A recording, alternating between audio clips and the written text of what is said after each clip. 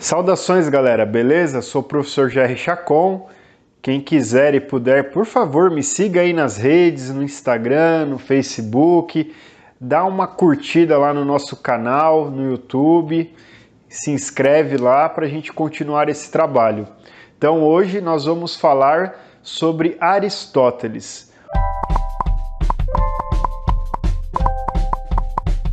Um pensador aí muito expressivo da filosofia grega. Aristóteles, que nasce em 384 a.C. e falece em 322 a.C. Aristóteles, diferente de Sócrates e Platão, ele não era um cidadão ateniense, ele era da Macedônia. Então espero que você curta essa aula, essa reflexão sobre Aristóteles. É muito importante o pensamento desse cara. Esse filósofo, ele marca muito, mas muito mesmo, as questões da política, da ética, da lógica, da metafísica. Então, é fundamental entender o pensamento aristotélico. Aristóteles, ele é responsável pela organização do pensamento grego. E ele vai constituir um grupo conhecido como os peripatéticos. Peripatético é uma expressão grega que significa aqueles que passeiam, aqueles que caminham. Então, o método de ensino de Aristóteles era por meio do caminhar, andando e ensinando. Então, ele trabalhava essa metodologia e aí ele vai ganhar o apelido, a escola dele vai ganhar o apelido de escola peripatética. Peripatos, portanto, aqueles que caminham. Aristóteles ele foi discípulo de Platão, mas com a morte de Platão ele não pôde assumir a academia. Aristóteles, sem dúvida, era o melhor aluno de Platão, pode ter certeza disso, porque ele é lembrado até hoje, por exemplo, os outros, Quem que eram os outros? Só que por não ser grego, ele não pode assumir então a academia, e aí ele vai voltar para a Macedônia e vai ficar até 340 aproximadamente como tutor de Alexandre. Alexandre o grande conquistador da Macedônia. Então Aristóteles ele foi aquele que tutoriou, que ensinou, que deu os fundamentos da compreensão do mundo para Alexandre, que depois vai se tornar um grande conquistador, vai se tornar um grande dominador, e inclusive Alexandre vai dominar também a cidade de Atenas. Alexandre, ele vai aprender muitas coisas com Aristóteles, vai ser grato a esse ensinamento aristotélico, Há relatos que ele até falou assim: Aristóteles, você quer que eu destrua toda Atenas agora, já que eles te expulsaram depois da morte de Platão? E o Aristóteles diz: não precisa. E, inclusive Aristóteles volta a Atenas em 335 a.C. e em Atenas ele vai fundar a escola filosófica dele, o Liceu. Ele então vai desenvolver todo um processo, toda uma formação de filósofos, de pensadores no Liceu, e em 323 a.C., em função de fortes perseguições a ele deixa a cidade de Atenas novamente. Do ponto de vista da teoria do conhecimento, Aristóteles ele vai ter uma divergência muito grande com o pensamento platônico. Platão ele vai entender que o conhecimento é fruto daquelas ideias que já são trazidas pela alma humana, que já contemplava tudo no mundo perfeito e agora faz apenas o processo de reminiscência. Aristóteles não concorda com isso, presta atenção, esse é um grande diferencial do pensamento dos dois. Para Aristóteles, não há nada no intelecto que não tenha passado pelos sentidos. Todo o intelecto é formado pela experiência do sensível. Então isso Aristóteles carrega talvez desde as experiências do pai dele, que era médico. E também pelas preocupações aristotélicas com as questões de botânica, de organização e entendimento dos animais, das plantas. Aristóteles sempre foi então ligado a essas questões e por muitos é chamado aí de o primeiro biólogo, o pai da biologia, né? Antiga biologia. Alexandre, quando ia fazer conquistas, ele mandava as espécies para que Aristóteles pudesse catalogar. Então, para Aristóteles, o conhecimento necessariamente passa pelos sentidos. O conhecimento, portanto, é tudo que vemos, tudo que pegamos. Isso, para Aristóteles, então, tem realidade. E aí fica claro, claríssimo para você, e se não está claro ainda, assista lá o nosso vídeo sobre Platão, que Aristóteles rejeita a teoria das ideias de Platão. Para Aristóteles, o importante é a observação da realidade, por meio dos sentidos, dos 5 sentidos. Por quê? Porque essa observação da realidade, por meio dos sentidos, que vai constatar, que leva à constatação do que é real e do que não é real. Veja então que aqui há uma diferença gritante entre a visão de conhecimento, de como se dá o conhecimento para Platão, mundo das ideias, e de como se dá o conhecimento para Aristóteles, mundo sensível. O conhecimento passa pela experiência concreta. Guarda isso, hein? Isso é muito importante. Dentro desse processo de conhecimento, Aristóteles estabelece uma hierarquia dos conhecimentos. Então, primeiro a sensação, a experiência sensível, a empiria, que em grego significa experiência. Essa experiência possibilita o desenvolvimento da memória e a memória, por sua vez, vai possibilitar o desenvolvimento do conhecimento. Então, o conhecimento ele é prático.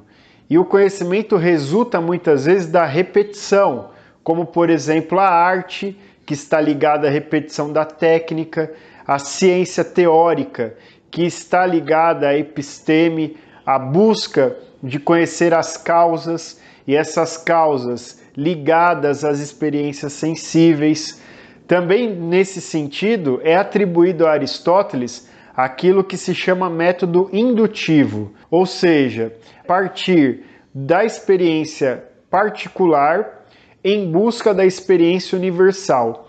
Isso até hoje é muito presente nas ciências. Então as ciências trabalham basicamente com método indutivo, de pequenas experiências que vão apresentando resultados específicos, a junção desses resultados, quando colocadas num conjunto, permitem ou não a universalização de determinada coisa. Então, um remédio, quando é testado com vários grupos, e a testagem vai dando ok para pequenos grupos que vão sendo ampliados, até cair na dinâmica de que, do ponto de vista mais universal, mais geral, esse remédio pode ser usado por determinados grupos que já foram, dentro daqueles pequenos grupos, experimentados. Então isso é bem interessante. O objetivo, portanto, da ciência, na visão aristotélica, é atingir o conhecimento universal. Lembrando sempre que a indução é esse partir das realidades particulares para a questão das realidades universais. Isso é um processo intelectual básico, ligado à aquisição de conhecimento. Então, para Aristóteles, o conhecimento ele carrega essa dimensão indutiva, como eu já disse, que é própria da ciência até hoje. Outro elemento importante da filosofia aristotélica é o conceito de ilemorfismo teleológico. Ilé quer dizer matéria, e morfia é forma.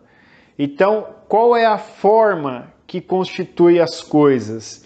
Então, aí você vai ter o sensível e o inteligível, que são unidos, imbricados um no outro, que Aristóteles vai chamar do ser imanente. Então, a matéria e a forma são imbricadas e constituem ali, portanto, o ser imanente. Então, tudo aquilo que existe existe numa condição ilemórfica, que é essa junção, portanto, da forma e da matéria. A gente vai entender um pouco melhor isso aqui quando a gente fala das 4 causas. E essa questão do ilemorfismo, da matéria e da forma, vai ser fundamental. Por quê? Porque esses são princípios inseparáveis. Então, tudo que existe, existe porque é composto de matéria e forma. Então, não é possível dizer que existe algo que não é composto de matéria e forma. Isso pensando no mundo sensível. E essa matéria e essa forma, ela passa a existir naquilo que Aristóteles vai chamar de movimento, potência e ato. Porque tudo aquilo que existe, tudo aquilo que permanece, que está agora, como eu estou agora e você está agora, nós estamos em ato. Nós estamos em ato. Eu em ato agora estou tentando explicar algo da teoria aristotélica, você em ato está entendendo, concordando, discordando, fazendo caras de interrogação, mas isso somos nós em permanência. Mas ao mesmo tempo que eu e você estamos em permanência, nós também, por potência que temos, estamos em mudança. Então aqui Aristóteles vai tentar resolver aquela seara antiga de Heráclito e Parmênides. O ser é ou ser não é? As coisas mudam ou não mudam?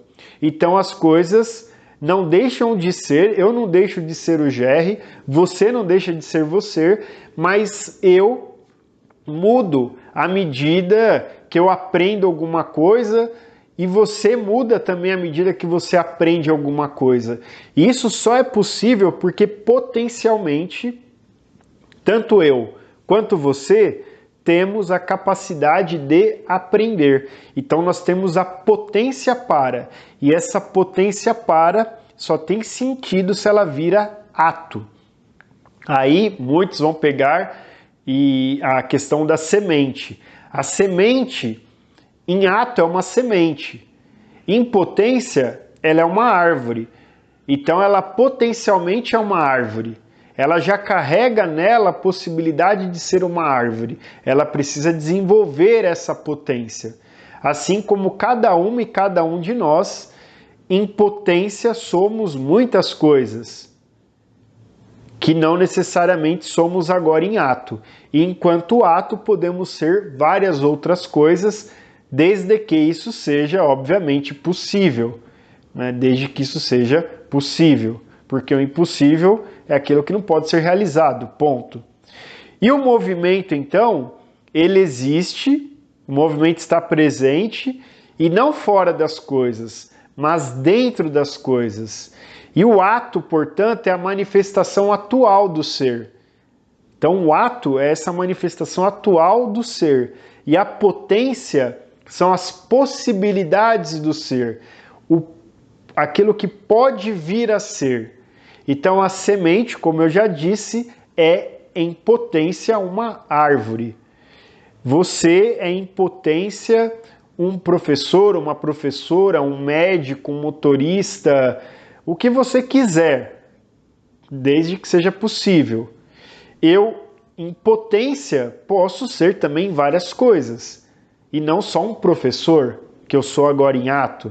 Beleza? Deu para entender isso? Esse movimento do ato para a potência? Isso é fundamental no pensamento de Aristóteles. Outro grupo de conceitos fundamentais no pensamento aristotélico são os conceitos de substância e acidente.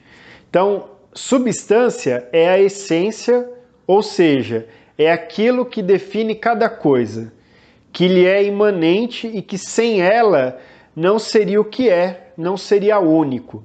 Então a substância é a essência. Então guarda isso. A substância é a essência da coisa. A substância é aquilo que, então, ao definir cada coisa e permitir que essa coisa seja única, ela também é marcada pelo acidente. O acidente vai ser então para Aristóteles algo que ocorre no ser, mas não faz parte do ser. Como assim? Então, é aquilo que afeta o ser, é aquilo que marca e que modifica o ser, mas que não necessariamente é parte dessa essência. Então, por exemplo, a minha essência pode ser afetada por diversos acidentes. Então, a cor do meu cabelo, a cor dos meus olhos. Se eu mudar a cor do meu cabelo, mudar a cor dos meus olhos, eu não deixo de ser eu. Eu apenas estou mudando os acidentes que compõem a minha essência, mas elas não são parte integrante daquilo que é o meu ser. E aí precisa entender a ideia das quatro causas, porque aí remata toda essa teoria aristotélica. Quais são as quatro causas? Causa material, causa formal, causa eficiente e causa final, que é a mais importante de todas, pois ela vai articular as demais. Vamos por partes, né? A causa material é tudo, tudo é matéria. Tudo é matéria. Cada matéria, o que vai fazer a diferença de uma matéria para outra é a forma que essa matéria assume. Então, por exemplo, eu tenho argila e eu tenho um monte de argila. Eu olho para essa argila e falo, uma matéria informe. E aí eu pego um bocado dessa argila e transformo num vaso, pego outro bocado da argila, transformo numa panela, pego outro bocado, um outro montante de argila e transformo, sei lá, no quê? Numa tampa. Então, esses elementos que constituem uma matéria informe, ou seja, sem forma, à medida que é dada forma a essas matérias, elas vão ganhar o quê? Elas vão ganhar a sua essência, podemos dizer assim. Essa teoria das quatro causas, ela vai levantar uma pergunta. Mas eu tenho a matéria, argila. Tenho agora argila, vaso. Bom, essa matéria ganhou uma forma, ganhou uma identidade. E do nada? Não, nada vem do nada. Ela foi movimentada por uma outra causa, que é a causa eficiente. O que é a causa eficiente? Aquela que dá forma à matéria. Aí você já pensou, então quem deu forma a tudo? O cristianismo vai pegar e vai falar, bom, a teoria de Aristóteles é legal, quem deu forma a tudo é Deus. Deus é o grande artista, que é o artífice que dá forma à matéria e aí criou tudo que existe. Aristóteles responderia, existe um motor imóvel que tudo move e não é movido. Então esse motor imóvel move tudo e não é movido, e a partir dele tudo passa a ganhar forma, mas ele não muda, porque se ele mudasse teria alguma coisa atrás dele e aí cairia no infinito. Beleza? É interessante, há um texto, uma encíclica do Papa Bento XVI, chamada Deus Caritas Est.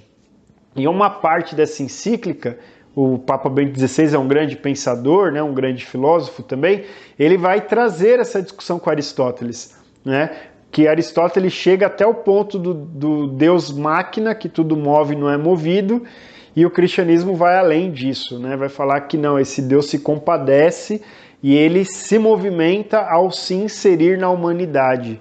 E aí é já a teologia cristã, né, ao se inserir sobretudo pela encarnação do verbo, mas isso é um parênteses, tá, gente? Mas é que às vezes filosofia, religião, teologia, às vezes não, sempre se encontram, né? Então a causa eficiente é aquilo que faz da forma a argila. E a causa final? É óbvio, né? É a finalidade. Para que serve a panela? Para que serve lá o vaso? Para que serve isso, aquilo, outro? Então, causa material, papai e mamãe, óvulo e esperma, causa formal, todo o processo que vai resultar em você, em mim. Causa eficiente é a ação apaixonada de duas pessoas, por exemplo. E a causa final é essa aí que atormenta a existência. Qual o sentido da nossa vida? A causa final nossa. a causa teleológica. Telos, em grego, é fim. A causa teleológica. Velho, essa parte é tensa. Vamos avançar. Então, o mundo, ele é eterno.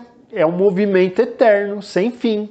E esse movimento eterno, movido pelo motor imóvel, que move por atração todas as coisas, e segundo Aristóteles, todas essas coisas tendem ao bem, ao belo, aquilo que agrada, aquilo que é aprazível, né? Aprazível, que palavra bonita. E aí, esse movimento, ele é carregado daquela transposição que a gente já viu, da potência para o ato, do ato para a potência. Então, para Aristóteles, a vida é um movimento, é uma constante transformação dos acidentes, sem necessariamente mudar a substância, o que muda são os acidentes. Uau! É muita coisa, né? Bom, outro ponto importantíssimo aí da filosofia aristotélica é a questão da ética.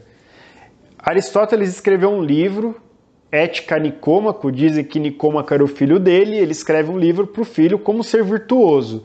Gente, é um livro fantástico, assim, precisamos ler Aristóteles, Platão, é um livro fantástico. E uma das partes que eu mais gosto do livro é quando Aristóteles fala de Príamo. Não sei se você lembra de Troia, da Ilíada, e aí havia algumas personagens importantes. Uma delas era Paris, que sequestra Helena, que vai gerar um pouco da confusão toda, Aquiles e Heitor, que não sabendo que o irmão Paris trazia Helena, quando vê tudo isso, tem a surpresa e segue a vida. Tá bom, você trouxe Helena. E quando chegam lá em Troia, o pai não gosta muito, o pai deles chamava-se Príamo. E aí desenrola toda a história, Heitor, não vou, é spoiler, mas não é, velho, paciência, acaba sendo morto por Aquiles, o corpo é carregado, enfim. E aí Príamo, que era o rei de Troia, ele se assujeita a ir ao encontro de Aquiles escondido, ele conhecia os caminhos para passar imune pelos soldados, ele beija as mãos de Aquiles e diz assim, eu beijo com desonra, com honra, alguma coisa nesse sentido, mas com muita tristeza, a mão daquele que matou o meu filho, e eu vim aqui para pedir o corpo dele, para fazer a cerimônia lá de cremação, tudo mais. Bom, diante disso é questionado, Aristóteles é questionado, Aristóteles que foi o cara mais virtuoso, mais ético, mais que você pode falar? E ele responde, é Príamo, o rei de Troia. E aí alguém fala, mas por quê, né? Vai se perguntar por quê, o cara que foi derrotado. E ele vai falar, porque Príamo nunca cometeu injustiça. Ele pode ter sofrido injustiça. E o mais justo é aquele que prefere sofrer uma injustiça do que cometê-la. Olha que forte isso, né? O mais justo é aquele que prefere sofrer uma injustiça do que cometê-la. Então esse é um ponto máximo assim da ética aristotélica, que é uma ética, galera, que assim é construída dia a dia. É a exis ou exis, né, que é o hábito que vai fazer a pessoa ser ética. É a prática cotidiana ali, todo dia, dos bons hábitos que faz alguém ser ético ou não. Não é ser uma pessoa boa só em algumas circunstâncias. Só quando, sei lá, putz, a câmera tá filmando, agora eu vou ser bom, tal. Não, é todo momento. Até o fim da vida. Construir uma vida ética e moral. Mas Aristóteles vai dar alguma dica. A primeira é a questão do meio termo, da justa medida. O que é a justa medida? É ter o equilíbrio nas coisas. É buscar a virtude e fugir do vício. Virtude é o contrário de vício. Vício é aquilo que aprisiona, que prende, que tira a sua liberdade. Virtude é aquilo que liberta. É aquilo que você faz com consciência, com responsabilidade, sabendo por que está fazendo e com a liberdade do fazer. Tudo isso pode conduzir a pessoa a ter uma vida cheia da eudaimonia. Se assusta não. Eudaimonia é estar cheio do daimon, cheio do demônio. Oh, não assusta. Não é o demônio, o mastema da tradição judaica cristã. Daimon aí, na visão grega, seria um espírito de luz, de sabedoria. E que eudaimonia é traduzido para o português geralmente com a palavra felicidade. Nisso consiste o sentido da vida, galera, para Aristóteles. Uma vida ética, uma vida virtuosa, uma vida no caminho da virtude, do caminho do meio, de buscar a justiça e não praticar a injustiça, conduz o sujeito à felicidade. E aí Aristóteles vai falar que Príamo também era o homem mais feliz. Mas como? O filho morreu, foi destruído Troia, mas ele foi alguém justo. E justo, respeitado até mesmo pelos seus inimigos. Olha que força esse pensamento aristotélico. E ele vai então trazer isso para o filho dele. Vai apresentar isso para o filho dele como uma forma de consolidar uma vida ética, uma vida moral, uma vida virtuosa. E aí, para fechar, eu sei que essa aula ficou extensa, é muita coisa, eu ainda não falei tudo, e Aristóteles mereceria mais e mais aulas, mas a gente não tem, assim, tanto espaço, né? Você já deve estar cansado de ficar me ouvindo falar. Então eu termino com um ponto que também é fundamental na filosofia aristotélica. Aristóteles, que vai chegar à Europa, olha que interessante, pela mão dos árabes e dos judeus, né? É ali que Tomás de Aquino vai tomar acesso à obra de Aristóteles, e Aristóteles ele tem uma visão muito interessante sobre a política. E antes eu vou te perguntar, você gosta de política? Tudo bem se você disser que não, mas não dá para negar que, gostando ou não, nossa vida é uma vida condicionada, controlada e marcada pelas relações políticas. Então Aristóteles ele se dedica muito ao estudo da política. Ele vai escrever um livro que vão dar o título à obra, que é uma das obras mais importantes para quem quer entrar no universo da política, que é o livro A Política de Aristóteles. Esse livro ele traz várias coisas interessantes.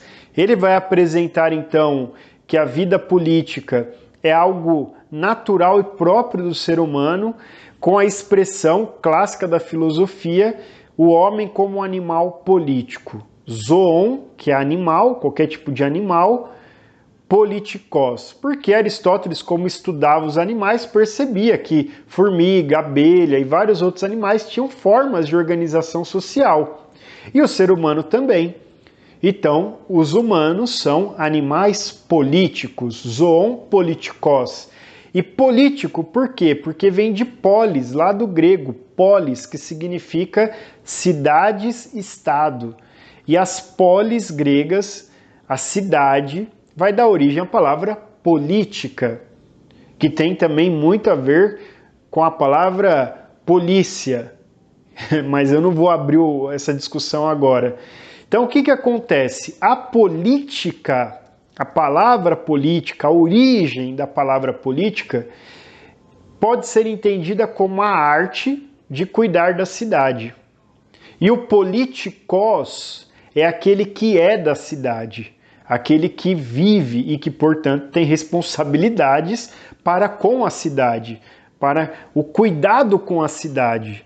Então, a ideia de política, na sua origem, não é o palavrão, né? Que a gente... vou falar um palavrão com P. Aí a Mafalda fala, política? Não é esse sentido.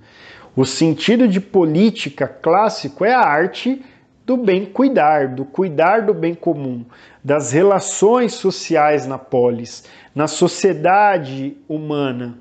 Então Aristóteles vai escrever essa obra trazendo como se dava a estrutura e como deveria ser a estrutura política. E ali ele vai analisar então a democracia, a aristocracia, a tirania, né, a oligarquia, os regimes políticos, as organizações e formas de organização política. Ele vai entender que a democracia não é a melhor forma, pelo contrário, a democracia é a melhor das piores formas de organização.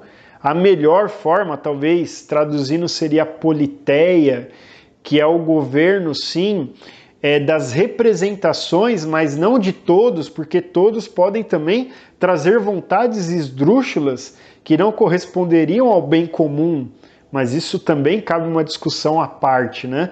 O que é a democracia em Aristóteles? Até porque também há críticas, porque a democracia em Aristóteles também não vai atender a todos, não vai atender os escravos, não vai atender as mulheres, não vai atender os estrangeiros. Claro, esses são limites do contexto que Aristóteles vivia, mas é importante resgatar essa ideia. A política, portanto, como a arte de cuidar do bem comum e que deve ser feita com virtude, com bom senso, com equilíbrio, com justa medida. E depois, no latim, a gente vai usar uma outra palavrinha que é civitas, ou civitas, como alguns falam também, que é a palavra cidade, que vai dar origem à palavra cidadão, que é a mesma coisa da palavra político, aquele que é da cidade, que vai dar origem à palavra cidadania, aquele que cuida da cidade, que cuida do bem comum. Então a política, esse ser um animal político, naturalmente político, significa que há sim e é necessário fazer uma prática de construção de uma vida social, organizada, em que minimamente a gente possa aí construir uma qualidade básica de vida. Claro que depois isso vai se desdobrar ao longo da história, o conceito de política, e aí vamos passar por todo o período conhecido como idade, saindo da idade antiga, entrando naquilo que eurocentricamente a gente chama de idade média, que na verdade traz um equívoco aí, mas tudo bem. Vamos falar então idades médias e como vai se dar essas relações políticas nas idades médias e depois passando para a idade moderna, surgimento na Europa dos estados absolutistas. Aí a gente começa a ter a ideia de Estado, depois o Estado que vai surgir com as revoluções inglesas, francesas, alemã, americana, e vai longe. Mas nem era para abrir todo esse arco, é que Aristóteles ele nos provoca o tempo todo. Então, para fechar essa fala, eu quero resgatar duas coisas que você não pode esquecer. Aristóteles, discípulo de Platão, mas não necessariamente continuador de todo o pensamento platônico. Discípulo que, dialogando, construiu visões distintas da antropologia, das relações do conhecimento, das práticas de virtude ética, da compreensão de estética, que eu nem falei, mas também é muito interessante isso em Aristóteles. Aristóteles, uma coluna fundamental do pensamento filosófico. Platão, outra coluna fundamental do pensamento filosófico. São os únicos? Não. Mas são colunas fundamentais que depois a filosofia vai desdobrando reflexões, passando muitas vezes ao redor dessas duas colunas. Galera, eu sei que a aula foi gigantesca, mas Aristóteles pedia isso. Beleza? Até o próximo, curte, compartilha, dá uma força aí, certo? Divulga aí para quem você conhece, quem está estudando, quem precisa entender filosofia, tá bom? Um grande abraço e, como diria Aristóteles, vamos buscar na virtude conduzir a vida. Um grande abraço.